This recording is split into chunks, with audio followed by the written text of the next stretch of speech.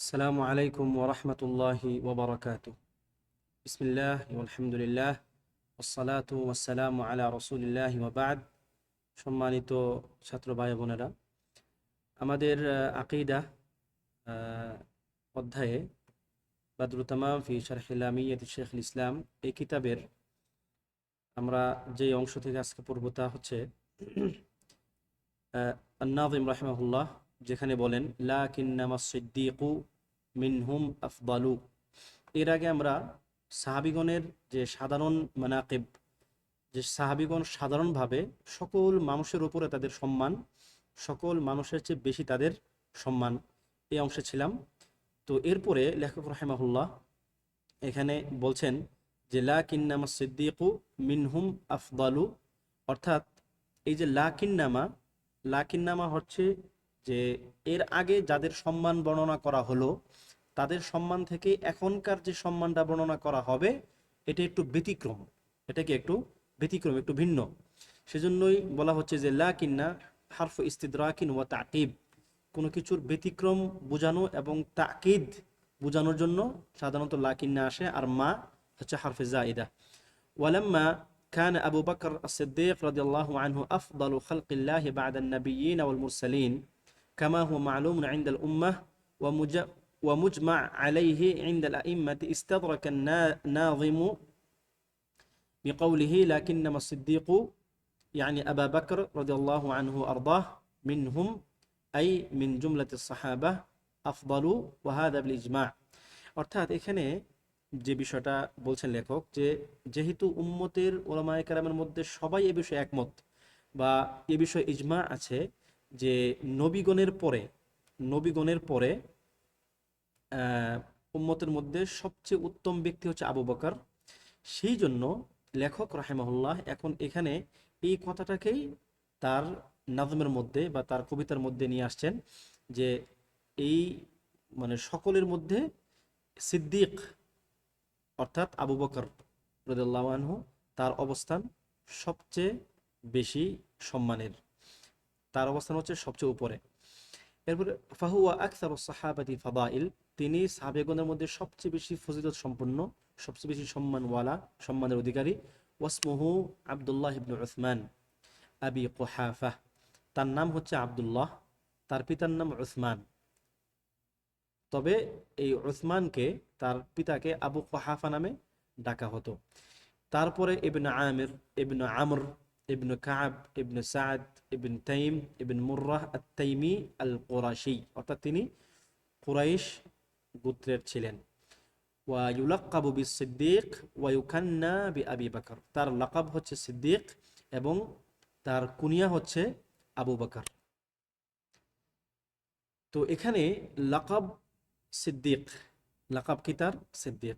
লাকাব হচ্ছে একজন ব্যক্তির চারিত্রিক অবস্থান, একজন ব্যক্তির চারিত্রিক গুণাবলীর উপরে লাকাব নির্ধারিত হয়, এবং কুনিয়া নির্ধারিত হয় তার বংশীয় যে অবস্থান তার উপরে, অর্থাৎ তার সন্তানের নামে, অথবা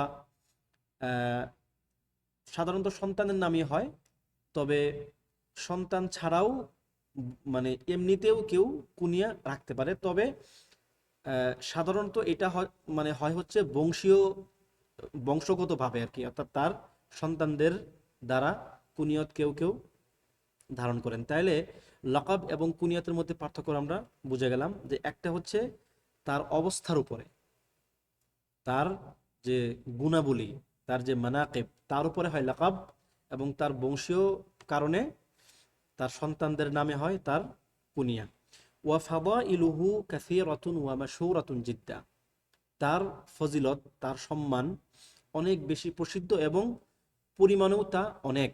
মিনহা আন্নাহু আউয়ালু মান আসলামা মিনার রিজালিল আহরার ওয়া আউয়ালু মান জামাআল কুরআন, এই অনেকগুলো মানাকিব থেকে, অনেকগুলো তার ফজিলত থেকে কিছু হচ্ছে এরকম যে তিনি প্রথম ব্যক্তি যে স্বাধীন পুরুষদের মধ্যে প্রথম ইসলাম গ্রহণ করেছে, পুরুষদের মধ্যে অর্থাৎ স্বাধীন পুরুষদের মধ্যে তিনি প্রথম ইসলাম গ্রহণ করেছেন। উমুমান সকল পুরুষদের মধ্যেই তিনি প্রথম ইসলাম গ্রহণ করেছেন। এবং ওয়া আউয়ালু মান জামা আল কোরআন, তিনি প্রথম কোরআনকে জমা করেছেন। আল্লাহ নবী সাল্লাল্লাহু আলাইহি ওয়াসাল্লামের সময়ে কোরআন এইভাবে একত্রে কোনো একটা জায়গাতে জমা করা হতো না, তবে কোরআন লিখে রাখা হতো খণ্ড খণ্ড ভাবে। বিভিন্ন জনের কাছে বিভিন্ন আয়াতের অংশ থাকতো, এটা চামড়ায় থাকতো বা গাছের পাতায় থাকতো, বিভিন্নভাবে তারা সেগুলো লিখে রাখতেন। কিন্তু একই জায়গাতে করার কাজটাকে নবী সাল্লাল্লাহু আলাইহি সাল্লামের সময়ে সেভাবে করা হয়নি। যেটা প্রথম যেমন কোরআনের যে কাজটা, কোরআনকে একত্র করা, সেটা করেছেন আবু বকর রাদিয়াল্লাহু আনহু। এরপরে সেটাকে একটা আনুষ্ঠানিক রূপ দিয়েছেন কে? উসমান রাদিয়াল্লাহু আনহু।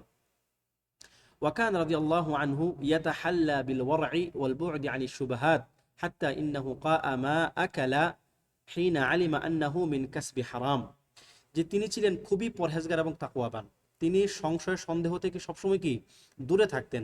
এমনকি একবার তিনি কোনো একটা খাবার খেয়েছেন, যে খাবারটা পরবর্তীতে তিনি জেনেছেন যে এটা হারাম উপার্জন থেকে, যদিও তার জন্য সেটা হারাম ছিল না। হারাম উপার্জন যদি অন্য কেউ করে, সকল হারাম উপার্জন তো হারাম হয় না। তো যদি উপার্জনগত কারণে হারাম হয় সেই জিনিসটা, সেটা সকলের জন্য হারাম হয় না। শুধু যে ব্যক্তি যে উপার্জন করবে সেই ব্যক্তির জন্য হারাম। তবুও তিনি যখন জানলেন যে এটা হারাম উপার্জন থেকে ওই খাবারটা ছিল, তিনি সাথে সাথে এই খাবারটা তার পেট থেকে বের করে ফেলার জন্য তিনি বমি করে দিয়েছেন ইচ্ছা করে, যাতে করে ওই খাবারের যে আসার, এই আসার যেন তার শরীরে না যায়। সুবহানাল্লাহ। এমন ছিল তাদের তাকওয়ার অবস্থা। এবং ওয়াসাদ্দাকার রাসূল সাল্লাল্লাহু আলাইহি ওয়াসাল্লাম হিনা কাযাবাহুন নাস ওয়া লাম ইয়াতারাদ্দাদ ফি কবুলি দাওয়াতিহি ইলাল ইসলাম হিনা তারাদ্দাদা ওয়া আবা গায়রহু। অর্থাৎ যখন সকল মানুষ নবী সাল্লাল্লাহু আলাইহি সাল্লামকে অস্বীকার করলো, তার দ্বীনের যে দাওয়াত, ইসলামের দাওয়াতকে অস্বীকার করলো, তখন আবু বকর রাদিয়াল্লাহু আনহু কি করলেন? এই দ্বীনের দাওয়াত কবুল করতে কোনো প্রকার সন্দেহ সংশয় দেখেন নাই। অর্থাৎ তার ঈমানটা ছিল এমন, যে ঈমানটা অন্য কারোর সঙ্গে তুলনাযোগ্য না। মানে কোনো প্রকার তারাদ্দুদ, কোনো প্রকার গবেষণা, কোনো প্রকার চিন্তা ছাড়াই নবী সাল্লাল্লাহু আলাইহি সাল্লামকে তিনি বিশ্বাস করতেন। মেরাজের ঘটনায় যখন তাকে কাফেররা এসে এইভাবে বলতে লাগলো যে তুমি কি জানো তোমার বন্ধু কি বলেছে, তারা ভাবতেছিল যে এই কথা শুনে মনে হয় আবু বকরের দিল মানে কিছুটা হলেও সংশয় পড়বে এবং সে মানে অবিশ্বাস করবে মুহাম্মদকে সাল্লাল্লাহু আলাইহি সাল্লাম। তিনি বললেন যে তিনি কি বলেছেন? বলছে যে গতকালকে সে নাকি গতকালকে রাতে মসজিদুল যে আকসা, সেখান থেকে ভ্রমণ করে আসছে। তিনি বললেন যে তিনি কি এটা বলেছেন? তিনি বললেন যে হ্যাঁ বলেছেন। বলছে তাহলে আমি বিশ্বাস করলাম। সুবহানাল্লাহ। মানে কোনো প্রকার যাচাই বাছাই ছাড়াই নবী সাল্লাল্লাহু আলাইহি সাল্লামের কথা কোনো প্রকার যাচাই বাছাই ছাড়াই তিনি কি বিশ্বাস করতেন। এমন ছিল তার ঈমান। এরপর তিনি ওয়াওয়াসা ওয়াওয়াসা রাসূলুল্লাহ সাল্লাল্লাহু আলাইহি ওয়াসাল্লাম বিনফসিহি ওয়া মালিহি হাত্তা ক্বালা ফীহি an-নাবী সাল্লাল্লাহু আলাইহি ওয়াসাল্লাম ইন্নাল্লাহা বা'আসানি ইলাইকুম ফাকুলতুম কাযাবত ওয়া ক্বালা আবু বকর সাদাক ওয়াওয়াসানি বিনফসিহি ওয়া মালিহি ফাহাল আনতুম তারিকু লি সাহিবি। যে তিনি নবী সাল্লাল্লাহু আলাইহি সাল্লামের পাশে সব সময় থাকতেন, তার জান এবং মাল দ্বারা তার সহযোগিতা করতেন এবং তাকে বিপদ আপদের সময় তিনি তাকে সহানুভূতি দেখাতেন। অর্থাৎ তিনি ছিলেন সহানুভূতিশীল নবী সাল্লাল্লাহু আলাইহি সাল্লামের প্রতি অন্য সবার চেয়ে বেশি। এমনকি নবী সাল্লাল্লাহু আলাইহি সাল্লাম তার ব্যাপারে বলেন যে ইন্নাল্লাহা বা'আসানি ইলাইকুম ফাকুলতুম কাযাব, যে আল্লাহ তাআলা আমাকে তোমাদের নিকট পাঠিয়েছেন। তখন তোমরা মানে উমুমান কুফাররা তোমরা বলেছো যে তুমি মিথ্যা কথা বলছো, যে তুমি মিথ্যাবাদী। ওয়াকালা আবু বকর সাদাক, কিন্তু আবু বকর বলছে যে হ্যাঁ তিনি সত্যবাদী। এবং সে অর্থাৎ আবু বকর আমার জন্য তার জান এবং মাল দিয়ে সে আমাকে সহযোগিতা করেছে, সে আমাকে সহানুভূতি দেখিয়েছে। সুতরাং তোমরা কি আমার এই সাথীকে ত্যাগ করবে? অর্থাৎ তোমরা কি আমার এই সাথীর পক্ষে দাঁড়াবে না? তো এটা ছিল নবী সাল্লাল্লাহু আলাইহি সাল্লামের জীবদ্দশায়, যখন আবু বকর রাদিয়াল্লাহু আনহুর সঙ্গে কারো পক্ষ থেকে তিনি একটু মানে খারাপ আচরণ কিংবা একটু ভিন্ন রকম আচরণ দেখতেন, তখন তিনি এই সমস্ত কথা বলতেন, যে তিনি সেটাই সহ্য করতে পারতেন না। তাহলে চিন্তা করে দেখুন যে পরবর্তীতে যারা তাকে কাফের বলে, যারা তাকে খায়েন বলে, যারা তাকে মিথ্যাবাদী খেয়ানতকারী বলে, তাদের ব্যাপারে নবী সাল্লাল্লাহু আলাইহি ওয়াসাল্লামের অবস্থা কেমন হওয়ার কথা ছিল? আল্লাহু আকবার। এরপরে আসছে যে ওয়াহুয়া আখাসসুস সাহাবাতি বি রাসূলিল্লাহি সাল্লাল্লাহু আলাইহি ওয়াসাল্লাম ওয়া সাহিবুহু ফিল গার, তিনি ছিলেন নবী সাল্লাল্লাহু আলাইহি ওয়াসাল্লামের সবচেয়ে খাস সাহাবীদের মধ্যে একজন, এবং সবচেয়ে খাস সাহাবী তিনি, এবং যে ভয়ঙ্কর গুহাতে তিনি ছিলেন তার সাথী, যেটা গারে থাউরে। قال تعالى, আল্লাহ তাআলা বলেন, ثاني اثنين إذ هما في الغار إذ يقول لصاحبه لا تحزن إن الله معنا। যে আল্লাহ তাআলা বলেন যে যখন তিনি ছিলেন দুইয়ের দ্বিতীয় জন, অর্থাৎ দুইজন ওই গর্তে বা ওই গুহার মধ্যে দুইজন ব্যক্তি ছিলেন ওই গর্তে, যখন তিনি তার সাথীকে বলছেন লা তাহজান, আপনি চিন্তা করবেন না, ইন্নাল্লাহা মা'ানা, আল্লাহ তাআলা আমাদের সাথে আছেন। এখানে এই আয়াতের অনেকগুলো ব্যাখ্যা আছে। এই যে লা তাহজান ইন্নাল্লাহা মা'ানা, এই কথাটি কার, এই কথাটি সম্বন্ধেও কি অনেক কথাবার্তা আছে। যে কোন কোন তাফসিরে আপনি এরকম পাবেন যে লা তাহজান ইন্নাল্লাহা মা'ানা, এটা হচ্ছে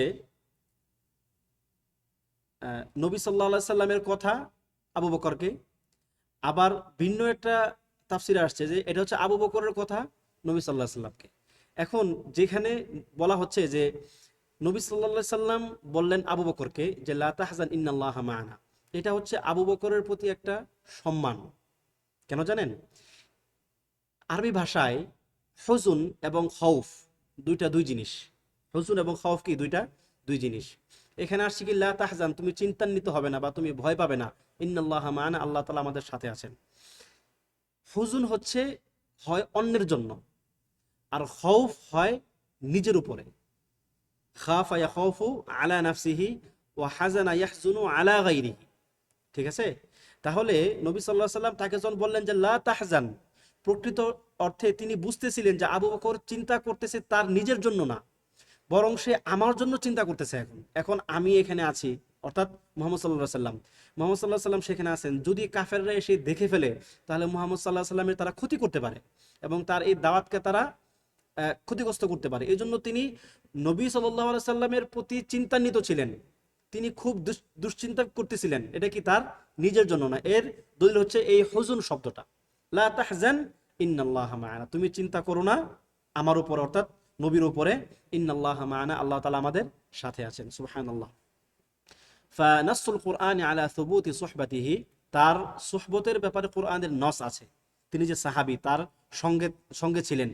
ওয়াহাদিহি ফাদিলাতুন লাম ইউশারিকহু ফিহা আহাদুম মিনাস সাহাবা, এই ফজিলত কোন সাহাবী অর্জন করতে পারে না বা তার সঙ্গে এই ফজিলতে কেউ কি শরীক নাই।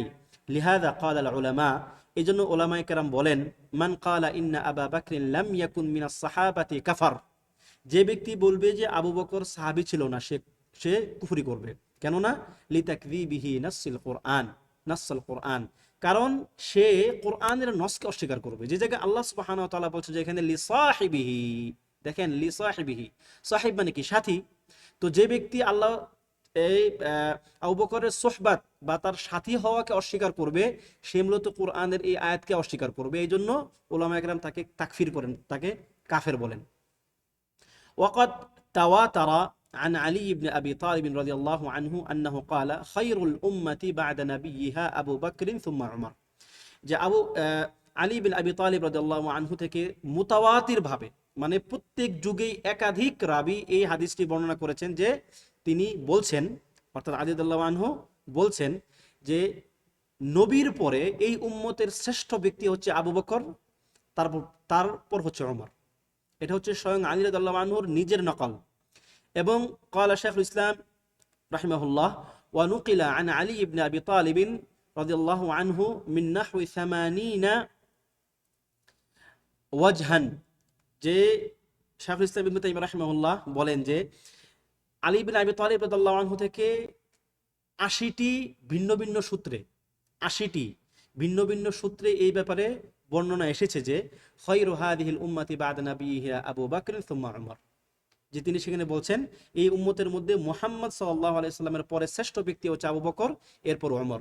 ওয়া ইয়াযকুরু যালিকা আন ইবনুল হানাফিয়্যাতি কামা রাওয়াহুল বুখারী, এবং এটি ইবনুল হানাফিয়া থেকে বর্ণিত, যেমনটা বুখারীতে বর্ণিত আছে। ওয়া শিআতু তাকযিবুহু অথবা তুকাযযিবুহু, কিন্তু শিয়ারা এটাকে অস্বীকার করে।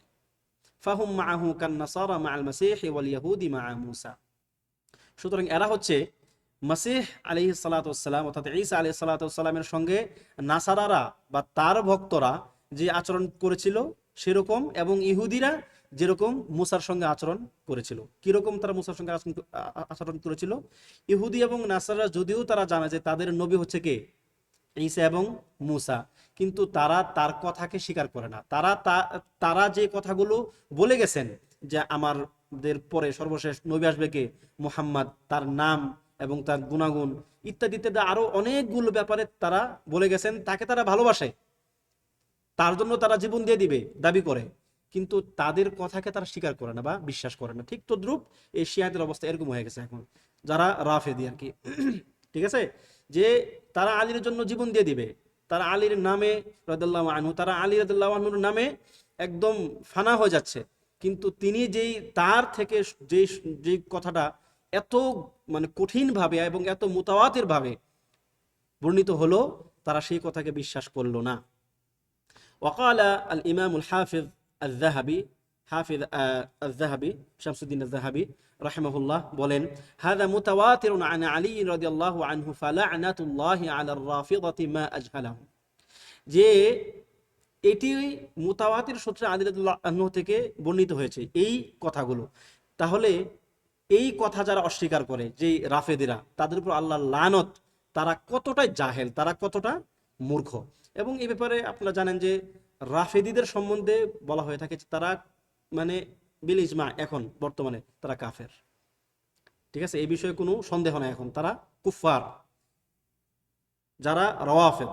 তবে শিয়াদের মধ্যে কিছু কিছু দল উপদলের কথা বলা হয়ে থাকে যে তাদের মধ্যে দুই একটা দল এরকম আছে বা কিছু দল থাকতে পারে যারা কাফের না, তবে তাদেরও অধিকাংশ কি কাফের।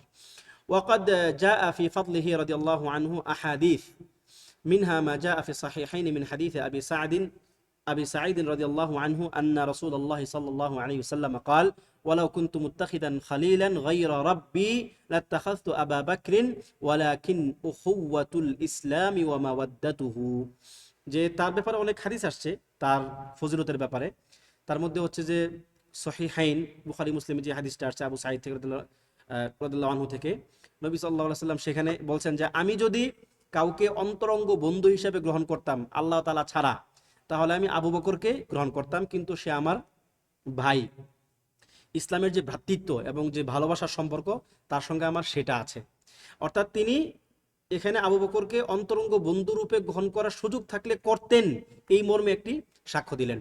وأيضا ما جاء في البخاري عن أبي الدرداء رضي الله عنه قال قال صلى الله عليه وسلم هل أنتم تاركو لي صاحبي।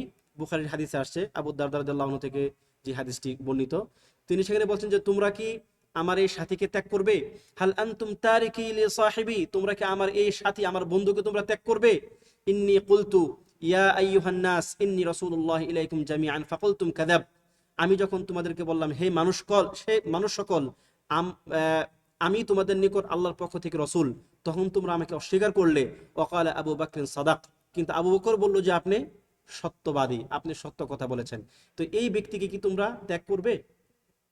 তো এই ছিল তার মানাকিবগুলোর মধ্যে কিছু, যা হাদিসে সুস্পষ্টভাবে বর্ণিত আছে। এবং এই ক্ষেত্রে অনেকগুলো শের আবিয়াত আপনারা অনেক বাইত পাবেন, অনেক শের পাবেন। ঠিক আছে, এই যে এখানে কয়েকটি শের বর্ণনা করা হয়েছে, প্রায় 3টি শের। ঠিক আছে, যেমন দ্বিতীয়টি বেশি আর কি মানে তার ইয়ার সঙ্গে যায়, পুরানা আয়াতের সঙ্গে। ওয়াসানি ইসনাইনি ফিল গারিল মুনিফি ওয়াকাদ তাফাল আদুউ বিহি ইয সাইদাল জাবালা ওয়াকানা হুব রাসূলিল্লাহি ক্বাদ আলিমু মিনাল বারিয়াতি লাম ইয়াদিল বিহি রাজুলা। সুবহানাল্লাহ। যে অর্থাৎ তিনি গারের মধ্যে, ওই গুহার মধ্যে, ভয়ঙ্কর এক গুহার মধ্যে তিনি তার সঙ্গে ছিলেন, যখন শত্রুরা তাদেরকে ধরার জন্য পাহাড়ের মধ্যে একদম উঠেই গেছে, আরোহণ করেই ফেলেছে। এবং সকলেই জানে যে তার মতো নবীর প্রতি ভালোবাসা আর কেউ ধারণ করতে পারে নাই, যতটা তিনি নিজের মধ্যে নবীর প্রতি ভালোবাসা ধারণ করেছেন রাদিয়াল্লাহু আনহু। এরপরে আরো কিছু শেয়ার এখানে আসছে, সেগুলো এখন আমরা না পড়ি, সময় সংকলন হবে না আমাদের। ওয়াকানাত খিলাফাতুহু সানাতাইন ওয়া আরবাআতা আশহুর। তার খিলাফত আমল ছিল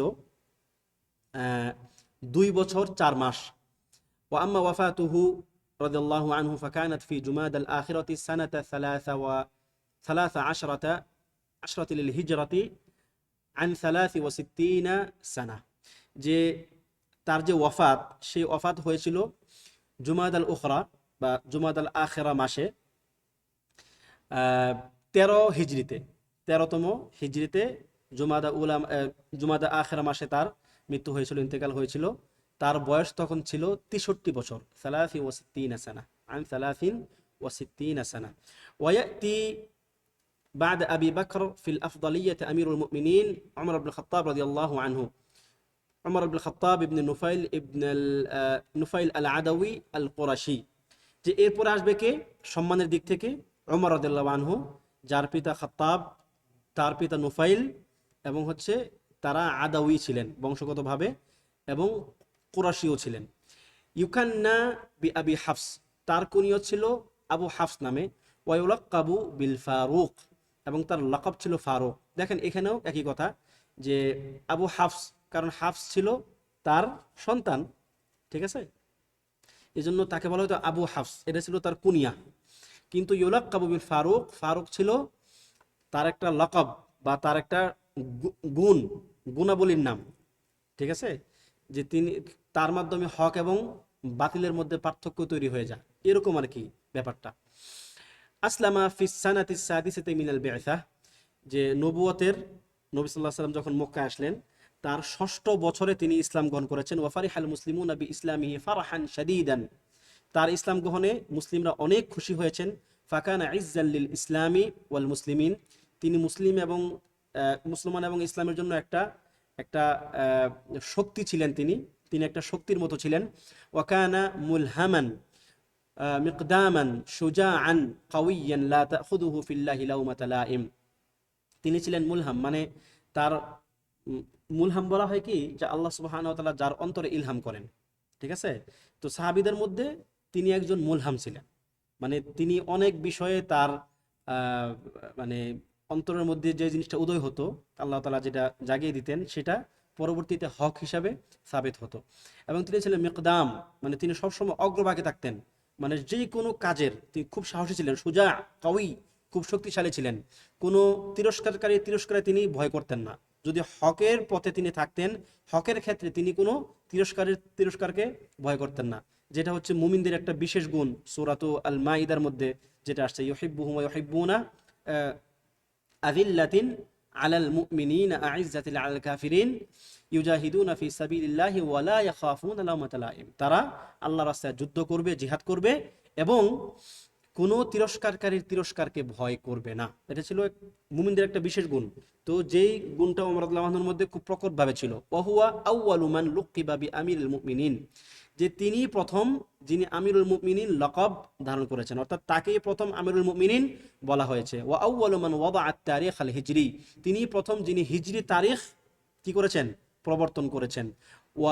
ওয়াফাকা রাব্বাহু ফি ইদ্দাতি আয়াত, তার রব তার সঙ্গে একাধিক বিষয়ে একমত, মানে তার মতটা আল্লাহ সুবহানাহু ওয়া তাআলার বিধান নাজিলের আগেই একমত হয়ে গিয়েছিল বা একই রকম হয়ে গিয়েছিল। তার মধ্যে কি, ইত্তেখাযু মাকামি ইব্রাহিম মুসাল্লা, মাকামি ইব্রাহিমকে মুসাল্লা হিসাবে গ্রহণ করা, সেখানে যেন মানুষ সালাত পড়ে, ঠিক আছে। মানে তিনি বলতেছিলেন আর কি, যে যদি ইব্রাহিম আলাইহিস সালামের ওই মাকামকে মুসাল্লা হিসেবে গ্রহণ করা হতো, তিনি নবী সাল্লাল্লাহু আলাইহি সাল্লামকে বলতেছিলেন। এরপর আল্লাহ সুবহানাহু ওয়া তাআলা একটা আয়াত নাযিল করে দিলেন যে ওয়াত্তাখিযু মিন মাকামি ইব্রাহিম মুসাল্লা, যে তোমরা ইব্রাহিমের মাকামকে মুসাল্লা বা নামাজের স্থান হিসেবে গ্রহণ করো। ও আয়াতুল হিজাব, এই হিজাব তো একসময় ফরজ ছিল না, মুখ ঢাকা সাধারণ হিজাব ছিল, কিন্তু মুখ ঢাকার যে হিজাব সেটা কি একসময় ফরজ ছিল না।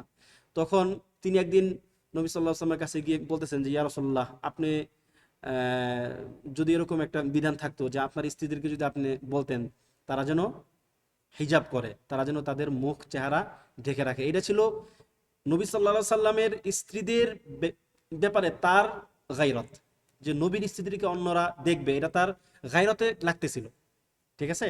তখন তিনি নবী সাল্লাল্লাহু আলাইহি সাল্লামের কাছে গিয়ে এই প্রস্তাব পেশ করলেন। এরপরে তো মানে হিজাবের আয়াত নাজিল হলো, ঠিক আছে। এবং হচ্ছে যে ওই যে তিনি সেখানে গিয়ে বলছিলেন আসলে যে কারণ আপনার স্ত্রীদেরকে মানে হিজাব করতে বলেন, মুখ ঢেকে রাখতে বলেন, কারণ তাদের সঙ্গে তো ভালো খারাপ উভয় প্রকার মানুষেরাই কথা বলে, কার অন্তরে কি আছে না আছে আমরা তো সেটা বলতে পারি না।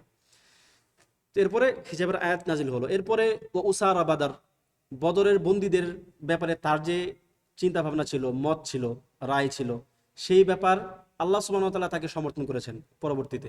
তিনি বলছিলেন যে বদরের বন্দীদেরকে হত্যা করা হোক, কিন্তু নবী সাল্লাল্লাহু আলাইহি ওয়াসাল্লাম অন্যান্য সাহাবীদের সঙ্গে পরামর্শ করে সিদ্ধান্ত নিলেন যে না, বদরের বন্দীদেরকে হত্যা না করে মুক্তিপণ নেওয়া হবে। কিন্তু আল্লাহ সুবহানাহু ওয়া তাআলা পরবর্তীতে তার পক্ষে তিনি যে মত পোষণ করছিলেন সেই ব্যাপারে আয়াত নাযিল করেছেন সূরাতুল আনফালের মধ্যে।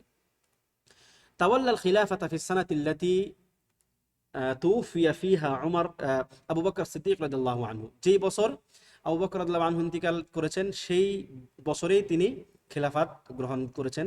আসলে তার খেলাফত গ্রহণটা আপনারা সবাই জানেন যে আবু বকর রাদিয়াল্লাহু আনহু জীবদ্দশায় তাকে তিনি পরবর্তী খলিফা হিসাবে নিয়োগ দিয়েছিলেন, যা আমার ইন্তেকালের পরে খলিফা হবে কে, ওমর।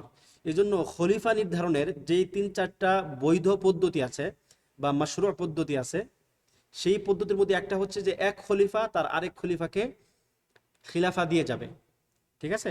আরেক পদ্ধতি হচ্ছে শুরার মাধ্যমে খলিফা নির্ধারিত হবে, ইত্যাদি ইত্যাদি। এরপরে ফাকানা খায়রু খালাফিন লি খায়রি সালাফ, তিনি ছিলেন উত্তম খালাফ, লি খায়রি সালাফ উত্তম সালাফের, অর্থাৎ তার পূর্বে যে সালাফ ছিল, তার আগের ব্যক্তি, তিনি ছিলেন উত্তম ব্যক্তি। এবং যত খালাফ, কোন সালাফের থেকে যারা দায়িত্ব গ্রহণ করেন, এরকম সকল দায়িত্ব গ্রহণকারী ব্যক্তিদের মধ্যে তিনি ছিলেন শ্রেষ্ঠ ব্যক্তি। কারণ মানে আবু বকর ছিলেন শ্রেষ্ঠ ব্যক্তি, আর তারপর উমর কি শ্রেষ্ঠ ব্যক্তি, সুতরাং তিনি উত্তম খালাফ আর আবু বকর কি উত্তম সালাফ। ফাকামা বিল আমরি তাম্মা কিয়ামিন, তিনি পরিপূর্ণভাবে তার দায়িত্ব পালন করেছেন। ওয়া ফাতাহা বিলাদ আশ-শাম ওয়া কারমান ওয়া সিজিস্তান, তিনি কারমান, সিজিস্তান এবং শাম অঞ্চল তিনি দখল করেছেন বা বিজয় করেছেন ইসলামের পক্ষে। ওয়া আসফাহান, এবং আসফাহান এরা হচ্ছে আপনার ইরানের যে কিছু অঞ্চল। ওয়া নাওয়াহি, এবং এর আশপাশে আরো অনেকগুলো অঞ্চল। ওয়া মানাকিবুহু কাসীরা, এবং তার মানাকিব অনেক, তার সম্মানের যে বর্ণনা, তার যে মিজা, সেগুলো কি অনেক, রাদিয়াল্লাহু আনহু।